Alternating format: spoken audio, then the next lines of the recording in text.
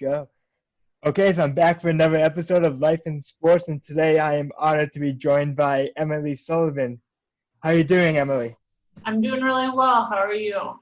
Good. Thank you for joining me. So, as I do every guest on this show, tell the audience a little bit about yourself because you have a very interesting background. Oh, thank you. So my name is Emily Sullivan. I was married last summer, so my maiden name is Emily Sherman. I grew up moving all over the country. My dad's a football coach. He was the head coach of the Green Bay Packers, Mike Sherman, and Texas A&M. We've lived in Seattle and LA, and I was born in Worcester. We lived in Houston and College Station and Miami, New Orleans, Pittsburgh, you name it. We've moved a bunch. I'm one of five, so that really helped us moving. But as a coach's kid, that's just kind of part of the deal. You're a little bit like a military brat. So grew up most of my life in Green Bay, though, where my dad was the head coach and the general manager there all through high school. I went to a Catholic high school there and played three sports: volleyball, basketball, and softball.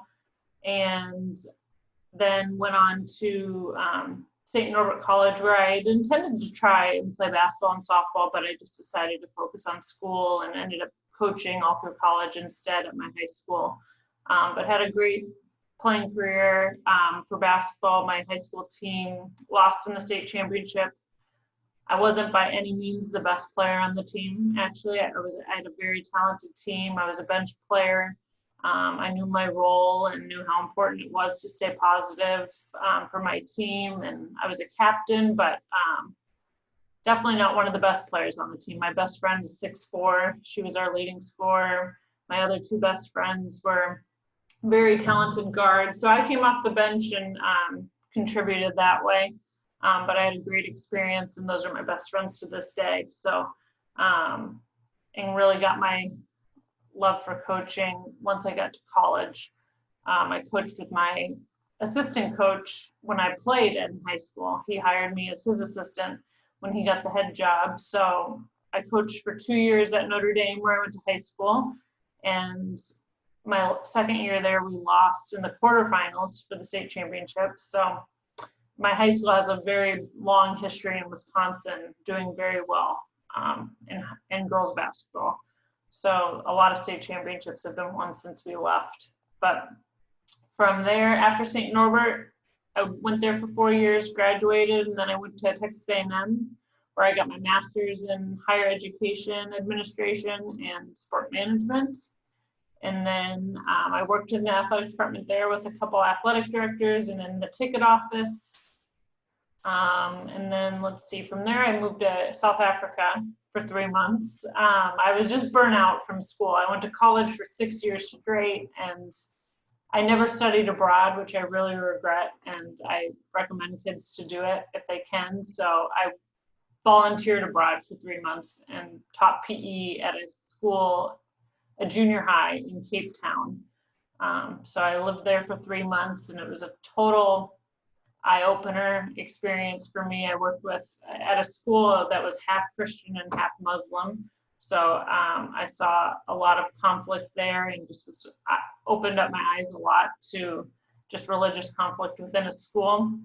And then also trying to get them excited to play all sports and not just soccer. That's all they ever want to play is soccer. So I lived there for 3 months, and then I came back, and I was in College Station. My dad was the head coach at Texas A&M, and I got an opportunity to work at the University of Texas, San Antonio. So I moved to San Antonio, where then I lived for the next 5 years, like 24 years old to 29 years old, and learned a lot and worked a lot. College athletics is no joke, as you know. It's a lot of hours and a lot of work, but it's very rewarding, and I really loved working there in a couple different roles in marketing, and then mostly in women's basketball as the director of ops for 4 seasons. I had a great head coach who was very demanding and challenging, but really pushed me to work hard, and I had some good assistants that I worked for, and I learned a lot in that position about working in athletics. So I left there because I really missed my family. My dad kind of took a break from coaching for a little bit and moved up to the Cape with my mom. and my sister, and ended up coaching at Nauset High School. So I ended up moving up there. I left my job. I didn't have a job. It was the scariest thing I think I've ever done, to not have a job, but I moved home. I just was ready to live closer to my family, who I'm very close to, and worked for my cousin for a little bit in some marketing, and really didn't like it because I wasn't working with kids, and then ended up applying at Sturgis, where I met you, and worked, got the girls basketball job there. So I coached at Sturgis West for a couple years. But after my first season, Paul Marble, the superintendent, offered me the athletic director job at Sturgis East. So I coached at Sturgis West and worked at Sturgis East for 3 years, which was really fun. Our girls basketball team, I love them dearly. We never beat East. The girls basketball team at East was very good. It'll be very close now, though. That they had a senior class this year that graduated at East that was very strong. So now the East-West game for the girls will be a really close matchup from now on. So I worked at Sturgis for 3 years, and then I got engaged and knew I was moving to Boston. So I started applying to high schools around Boston and landed at Dover-Sherborn. So I've been here for the last year, which I really love. I miss Sturgis. It's a really unique community.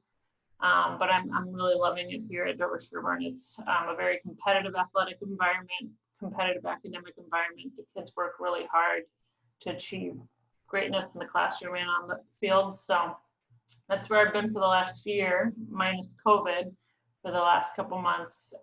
But I've been working in my office and at home. So that's kind of a long background of my career. But yeah, that's about it. I love working in sports and working with students. Yeah, that's unbelievable.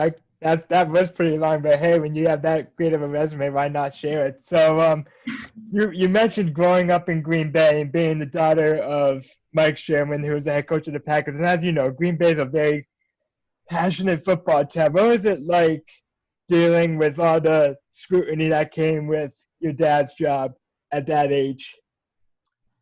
Yeah, I have a really special place for Green Bay in my heart. It's a really unique community. I love it a lot. It's my best friends are from Green Bay.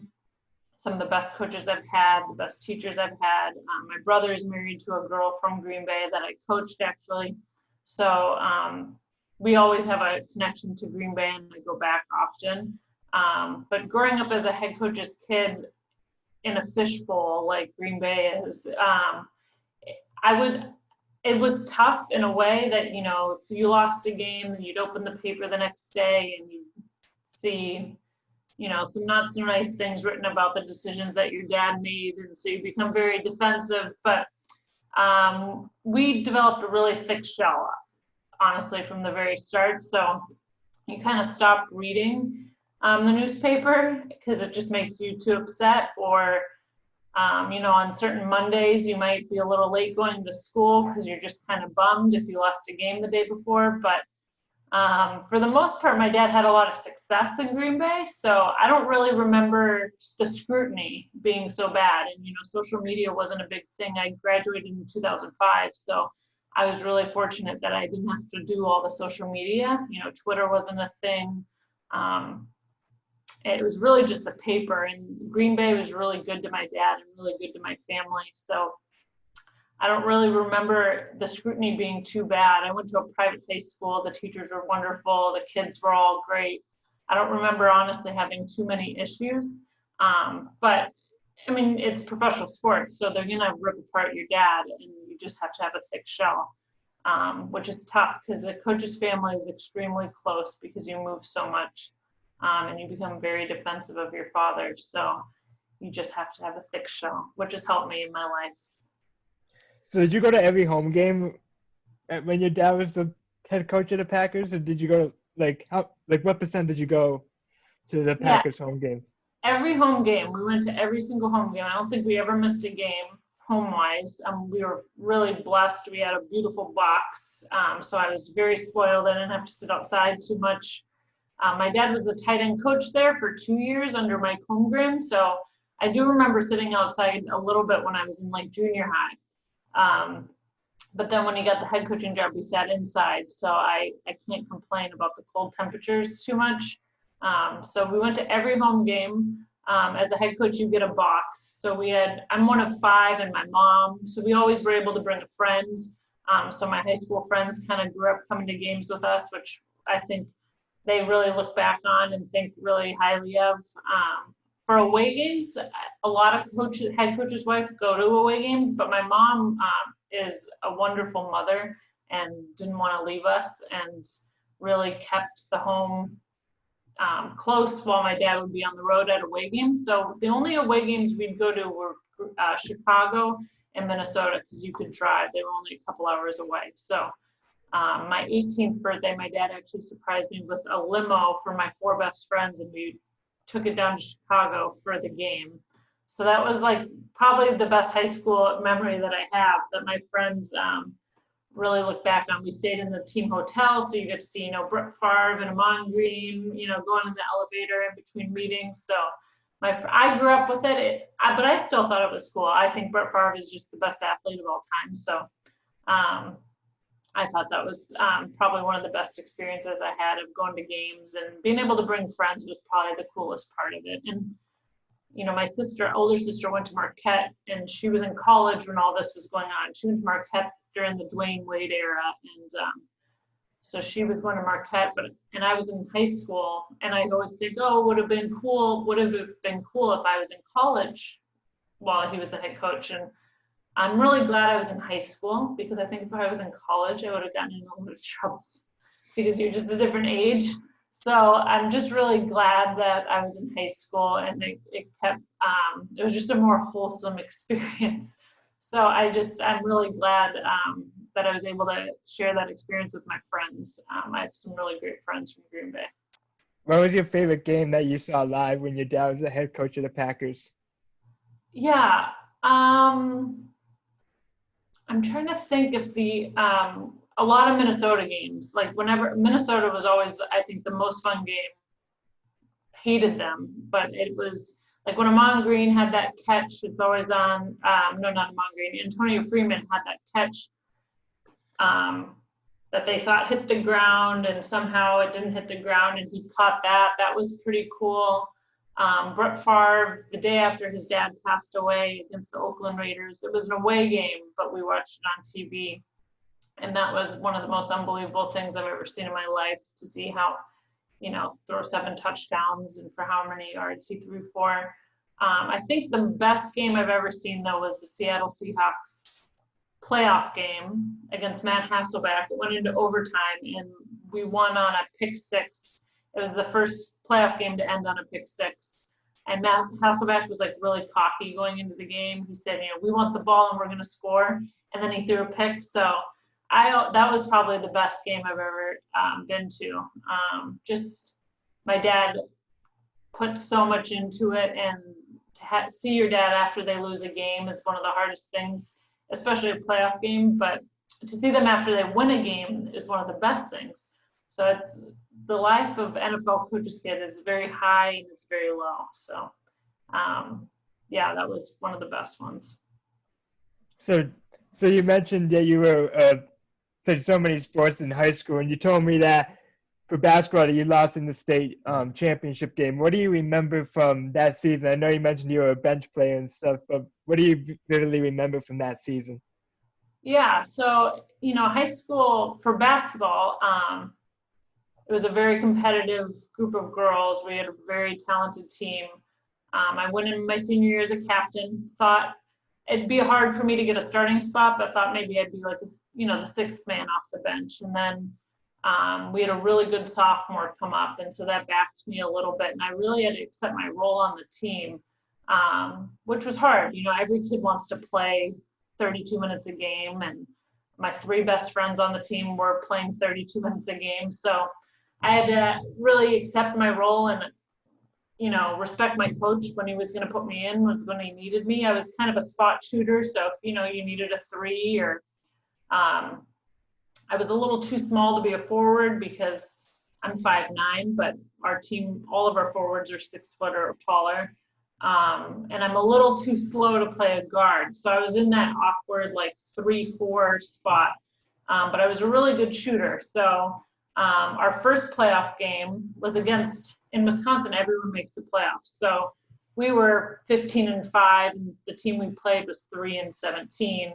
So we killed them. So it was a good game for me because we killed them and I got a lot more time. And my dad was there, which was really cool. My mom made every game. My dad made every game he could.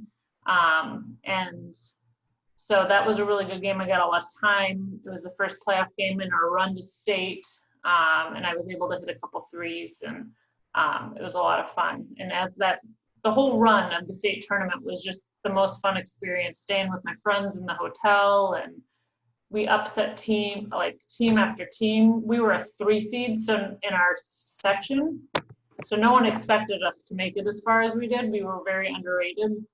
So just making the run to the state championship, and we knew the team we were going to go up against. They had a forward who was 6'4" and going to Wisconsin, and she beat us up pretty good. But I think the best memory from my senior year in that run was just, I don't remember the game specifically, but I remember the relationships and with my teammates and with my coaches, and just the experiences, the boys rushing the court after we won because our boys got knocked out and they came to our game.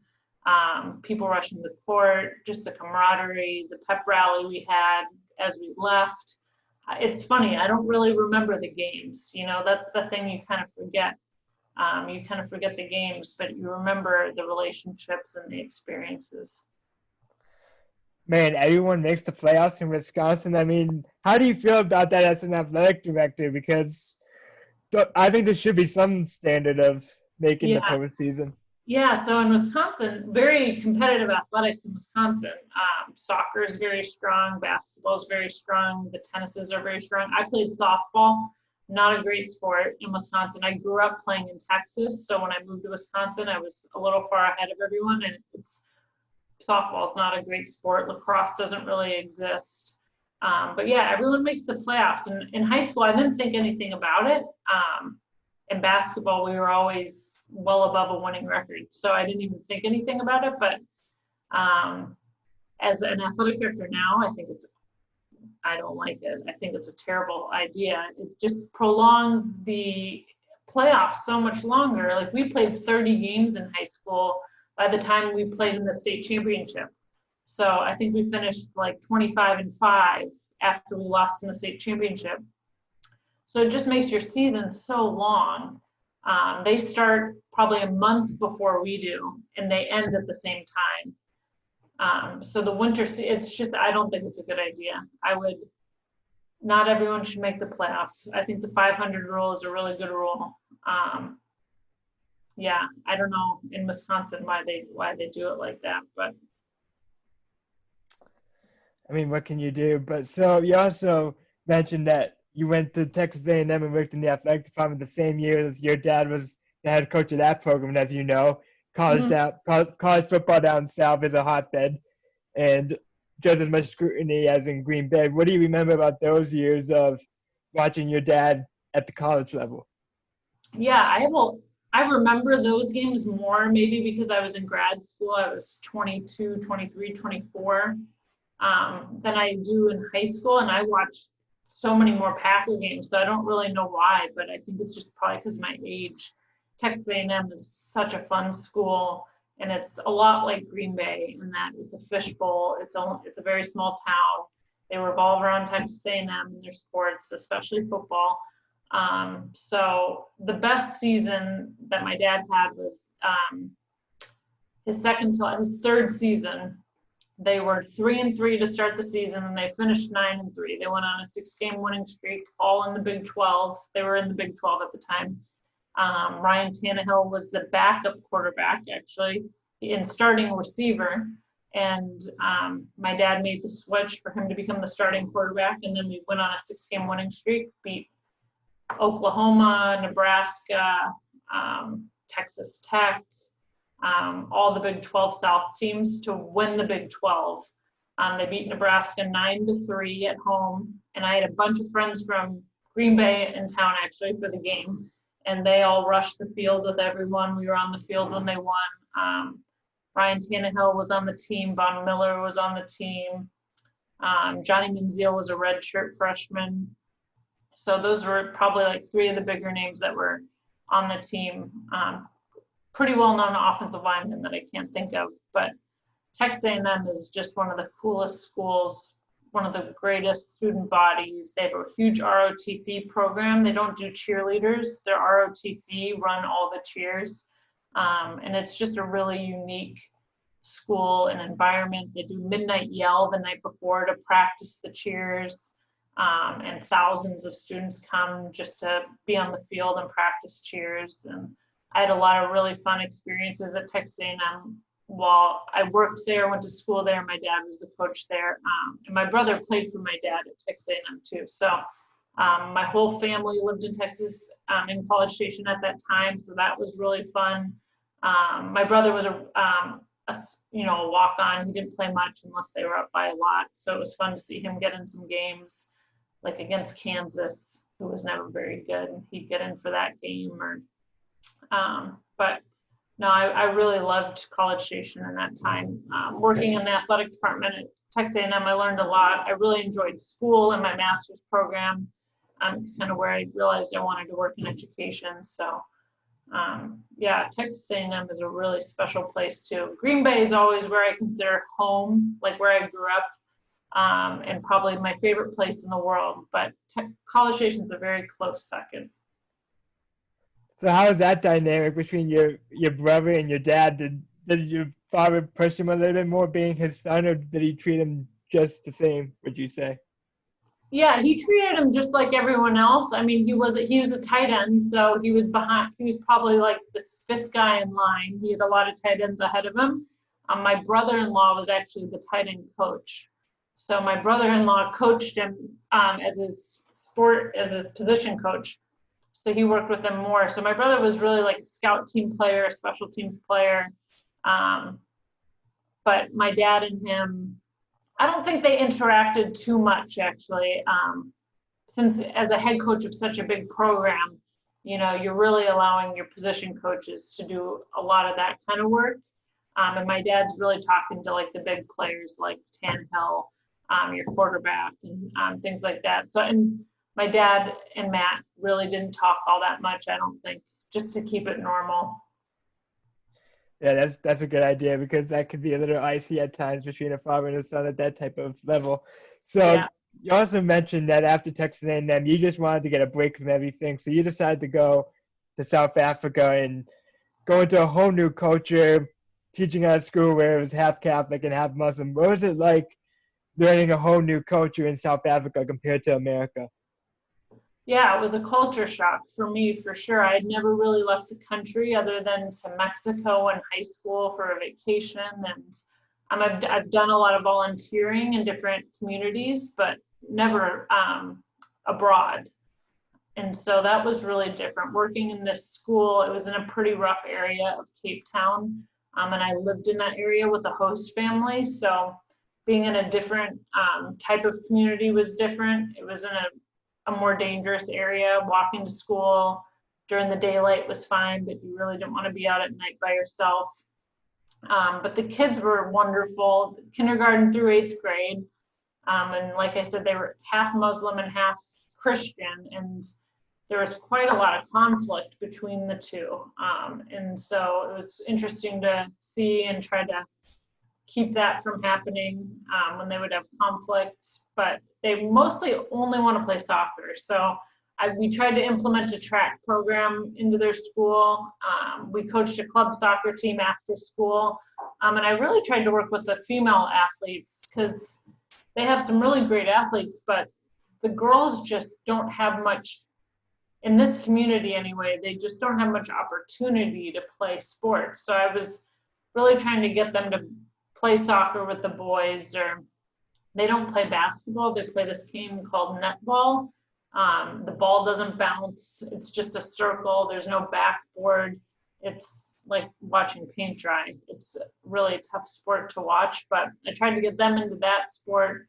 But yeah, it was just a huge eye opener, and just in terms of their culture and religious conflict, racial conflict. There's just a lot going on in South Africa at the time. It's a beautiful country, but it was interesting to see so much conflict between the two religions. I don't see that a ton, in the U.S. So yeah, it was a different experience for sure. It made me very fortunate to be where I'm from and to live in the U.S., but it's a beautiful country and really wonderful kids. Definitely. I mean, I've had a couple au pairs from South Africa and stuff, and they say it's interesting. So Yeah. that's always is a good country. So then you move on to University of Texas San Antonio Athletic Department, and you wore a lot of hats when you were there, and Mhm. one of them being the director of basketball operations for the women's basketball team. How did wearing so many hats there help you to where you are now? Yeah, it helped me immensely. It's really where I learned how to work in athletics. I coached a little bit when I was in college at St. Norbert, and loved it, but it wasn't until I got to UTSA that I really learned about working in athletics, not just college athletics, but just athletics in general and administration. It helped me learn a lot of skills of multitasking. And like you said, I wore a lot of different hats. It was a mid-major type school, so you might be the director of basketball operations, but you're in charge of a lot of different things that you might not think a director of basketball operations would do. And we had a really good athletic department, a young, excited, a lot of females. Our athletic department was a female. Our athletic director was a female. And so I had a lot of really good mentors at UTSA that I learned from. My head coach, he was very demanding, but very, very good. And I learned a lot from him. He put a lot on my plate, but at the time it was a lot to handle. But I look back actually now and I'm very grateful for it, because it allowed me to really be able to multitask, be under high pressure situations and handle them. I'm a very calm, cool, collected personality now because of that job, because I just would have so many things thrown at me. I'm in charge of getting film uploaded, but then I have to order the food for the pregame, and then I have to get the practice together for tomorrow.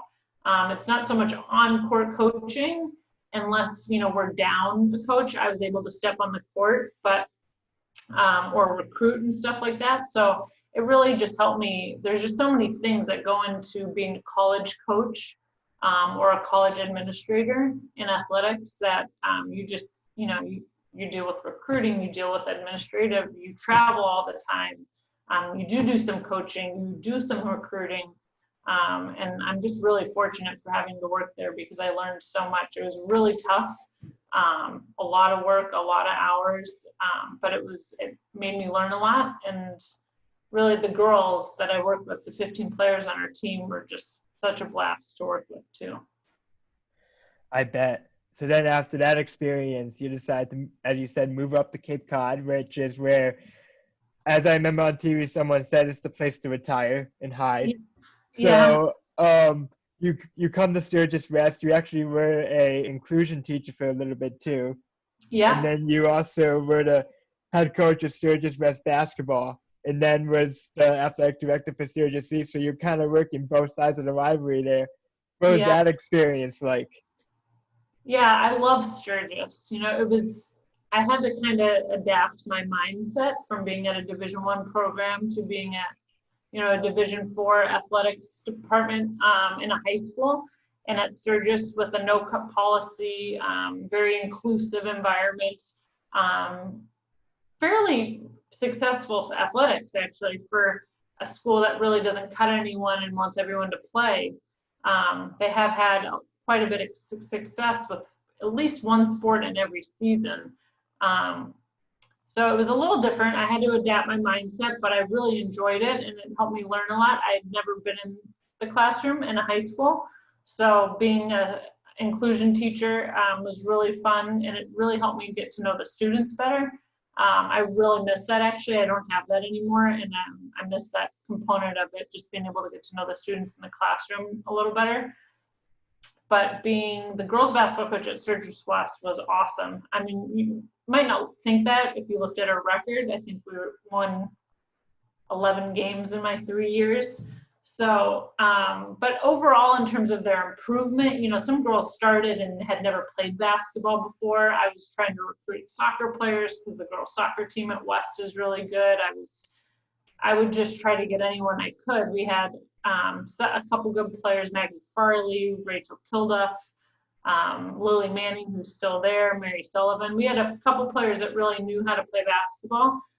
Colleen Cameron was probably the best defensive player we had throughout our time there, but she was about 5'1" and was just a really tough player. So we had, you know, a couple of those girls who really knew how to play, but then everyone else was kind of just doing it for fun or was just trying it out or just giving basketball a shot. So that part was different, just the level of basketball I had to kind of adjust to, but they improved over the season each year, and that's all I really could ask for. We really missed Maggie when she graduated. She was a big offensive force for us. I always wish I could grab like the best players from each year and create a team, and then I think we'd be actually very competitive, but unfortunately it doesn't work out that way. But yeah, so basketball was a lot of fun to coach at Sturgis West. The girls were really great. We always competed with East. We never beat them. But I think Maggie's senior year, so 2 years ago, Colleen Cameron hit a 3 to go into overtime. And East, some games would kill us. And then usually senior night, we would play them really well like this. And so Colleen hit a 3 to go into overtime. And that was probably the best experience. Even though we lost, we just ran out of steam. East had too many weapons for us, but we ran out of steam. But that was probably the best game I remember coaching them. The girls do play so hard, and I have so many positive relationships. I talk to Maggie all the time. I talk to Colleen all the time. Colleen's dad is one of my close friends. He coached with me. So I talk to Rachel Kilduff all the time. So that's why I loved coaching there. Is the girls are just so mature, and I feel like I'm talking to college kids. And yeah, so I loved coaching basketball. And then I coached softball too. So a lot of the girls kind of crossed over. I coached JV softball, which was, I really like being a JV coach because you're not in charge, but you still get a lot out of it, and you get to show up and play softball with them every day. So. Yeah, definitely. I remember the East-West games, like, because the boys would play after you guys. I remember the crowd would be going nuts late in the fourth quarter if the game was close. Like, you couldn't hear yourself think. No, it's true. And then as the athletic director, so I'm coaching that game, and then it's always senior night. And so as soon as the game ends, you know, as a coach, you're on this high, and it was always a good game. I have to immediately get into athletic director mode and get the flowers ready with Mr. Anon, and, you know, for senior night, get ready to call out games. So I always slept so good that night. It was just senior night was just because I coached back for West, and then I had to go to be the AD right after for senior night, but I'm hugging the West girls basketball players. It was exhausting, but it was always like such a fun night. Yeah, and then also as the AD at Sturgis East, you didn't have any athletic facilities to work with, so you constantly had to schedule practices around other teams' schedules. What was the difficulty of not having any athletic facilities as an athletic director? Yeah, and I learned a lot at Sturgis East as well. You had to wear a lot of different hats and be very good at being a puzzle piece. You had to piece together the puzzle, and that was a big challenge of whether it was the bus schedules or practice schedules. Being the girls' basketball coach at West actually really helped me because I literally knew where everyone was practicing because my team was here and my East girls were there, and sometimes we'd just practice together. Once I got to, you know, be the AD at East, it was easier to coordinate that, but no facilities make it pretty difficult, especially come basketball season, because there's so many teams between East and West, and there's just nowhere to play. My assistant AD, Helen Rafferty, she's a Spanish teacher at East, and the field hockey coach at West helped a lot. My principal, Patrick O'Kane, was really great. He was the AD before me, so he mentored me a lot in how to get it done. But yeah, it taught me a lot of really good skills. As challenging as it was, I'm fortunate for that time because it forced me to be able to multitask and be really organized, and you got to get creative on space and where can you put the cheerleading team and how's the field hockey team going to find a field to practice on. And it is challenging for sure, but I actually really enjoyed it because I like scheduling and I like the organization piece of it. So that it really didn't bother me too much. I just always had to keep it in my phone or else I would never know where anyone was.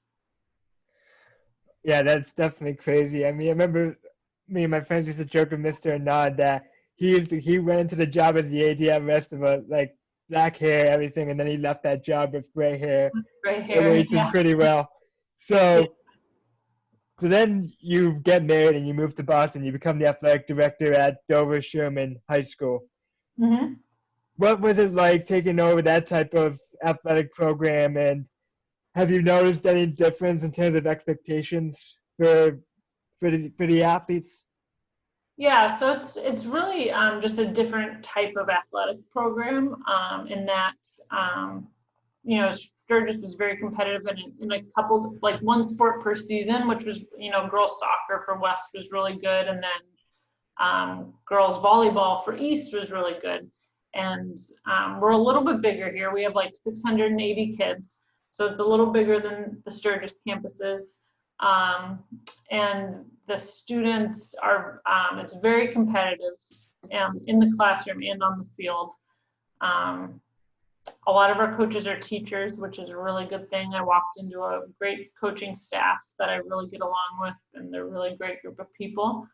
But yeah, it's a lot different in that I have facilities. I walk out the door and our basketball court's right there, our football field or field hockey fields there, and we have beautiful grass fields everywhere. The resources that we have are really nice to be able to utilize those. But yeah, we get, I'd say just the level of athletes here is incredibly strong. We signed 4 Division I athletes in the fall. I think I put it together, there were 19 kids going to play college athletics overall, whether it was Division III, Division II, or Division I, whether it's girls soccer, field hockey, boys soccer. We have some skiers, we have some sailors, so it's really kind of across the board. A lot of runners, we send a lot of runners to run in college. So yeah, very high academics and very high athletics. It's a really great place to be, and the students are really, really welcoming. Much like Sturgis, they are very mature. You feel like you're talking to college kids. They're very intelligent. They know how to speak to adults. They're very respectful. And they've got great families. So in that way, it's very similar to Sturgis in that the students are quite similar in their demeanor. Yeah, definitely. So you also mentioned that you're the sister-in-law to Zach Taylor, who's now the head coach of the Bengals. But back in 2018, he was the quarterbacks coach for the Los Angeles Rams when they went to the Super Bowl against the Patriots. What was that experience like going to Atlanta and seeing a Super Bowl live? Yeah, it was cool. It was my second Super Bowl. So my dad coached in the Super Bowl as a tight end coach when they lost the Broncos. We were in Green Bay. He was the tight end coach for Mike Holmgren, and they lost to the Bengals. So I was in 5th grade and we lost. And my brother and I were crying in the stands. And now I'm 32 at the Super Bowl for the Rams, and they lost. So I'm 0 for 2. But that was the weirdest game last year. They played the Pats. My fiance went with me, my now husband, who's a huge Pats fan. And I was like, you're going with the Rams. Like I know like you'll cheer inside, but you can't wear any Pats gear. And he was wonderful. He totally understood. He bought a Super Bowl jersey at the gift shop the day before. So it was just like a black Super Bowl, whatever it was, jersey. No gear or anything like that. It wasn't for the Rams. It wasn't for the Pats. So he really did just want us to win because we would be happy. But it was just such a weird game. It was like 6-3 at half. Maybe it was 3-3 at halftime, and then whatever ended up being 12-6. I can't even remember the overall score. It was just one of the weirdest games offensively. It was really kind of a snooze. So it was really fun to be there and just help my sister with her kids. And the next day they went to Cincinnati with their kids actually for a press conference. So it was a busy couple days for them to have the Super Bowl and then immediately turn around and you're going to Cincinnati to find a house. That's just crazy.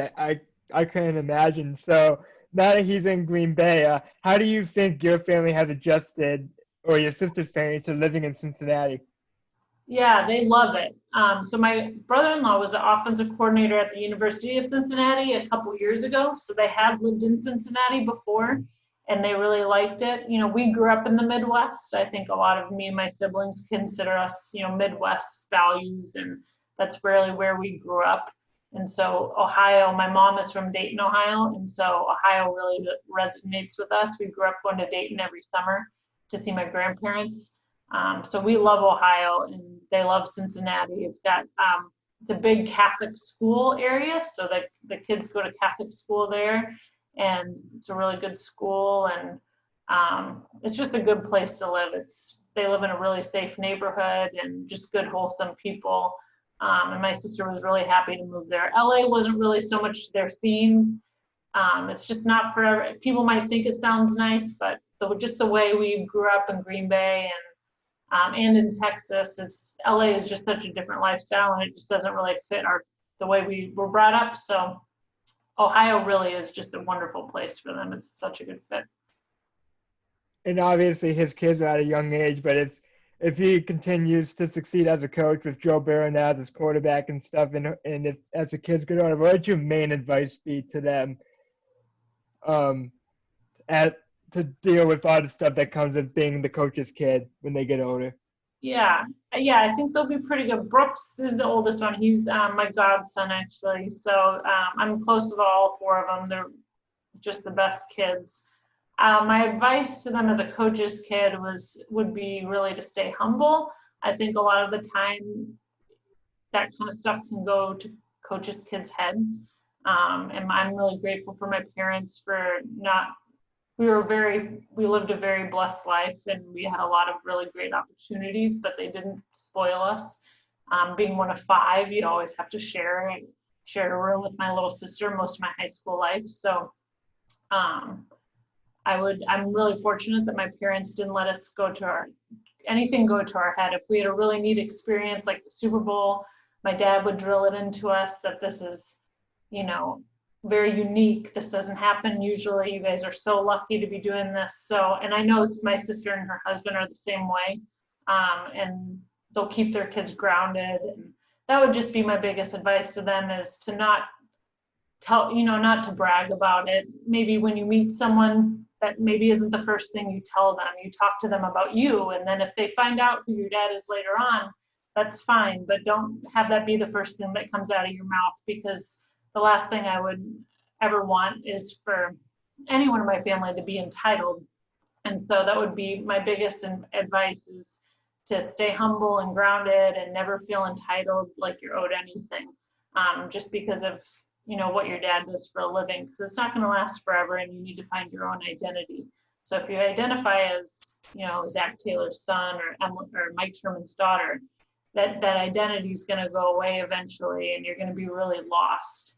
And so my biggest advice to them was to just form their own identity, and enjoy the experience, because it's a really cool experience, but figure out who you are, and don't identify as, Zach Taylor's son. Identify as Brooks Taylor. That's really good advice. So do you have like NFL Sunday ticket? Do you watch every Bengals game and stuff like that?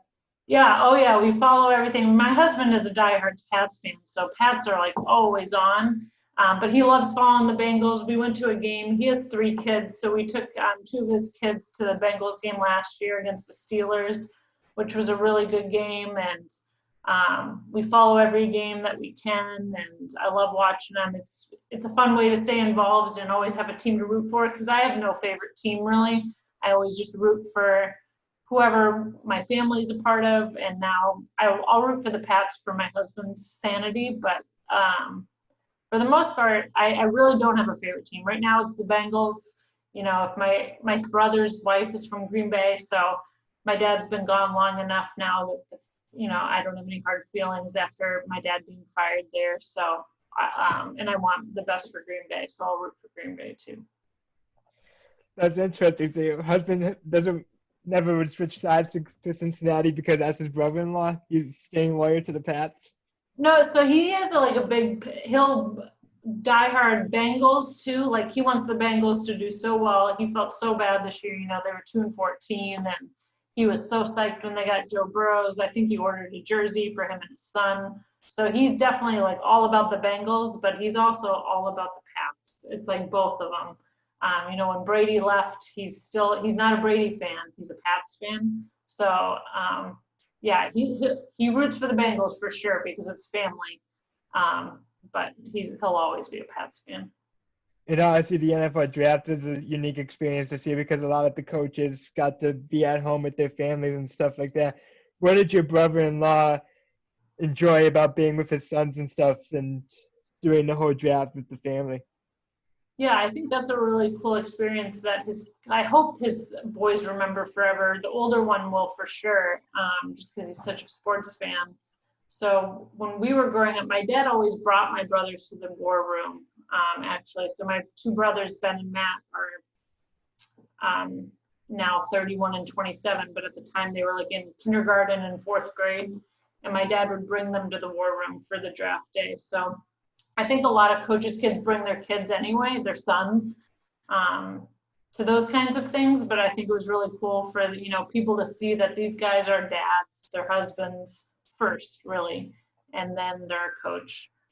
So Brooks just thought it was the coolest thing. He got to hear Joe Burrow accept the call, and Brooks was already ordering his Joe Burrow jersey, and so yeah, he just thought it was the coolest thing ever for a second grader. His friends, they were in quarantine, so he wasn't seeing his friends at school, but they all, on Zoom the next day, they're like, Brooks, we saw you on ESPN. So they just, for a second grader, it was a cool experience for him. So there's you mentioned Brooks, a big sports fan. Is he friends with any of the other coaches' kids around the league, or are they kind of like isolated? Yeah, not around the league, but within the Bengals staff, it's all kids his age. So, they'll do like family dinner nights on Tuesday, and they'll go up to the facility and eat dinner with their dads, and he'll play football with all the kids up there. Coaches' staffs are often like very close. Growing up, I was good friends with the Mariucci's and Andy Reid's kids. Brett Favre's daughter and I are still pretty good friends and talk. So as a coach's kid or a player's kid, the staff on your team is usually very close. Definitely. So thank you so much for doing this. This is unbelievable, and thanks for sharing your background. You have had the ultimate sports life. Yeah. Oh, thanks, Connor. No, it was so nice of you to ask me. I really appreciate it. I'm honored. I think the world of you. You're doing great things, and you're going to have a great senior year, and hopefully go back and you guys have a good basketball season. Yeah, and then I'll be in the job market, so we'll see how that goes. So I'm sure we'll paths will cross again sometime. Absolutely, Connor. All right, thank you. Yeah, have a good summer. You too. Okay, bye.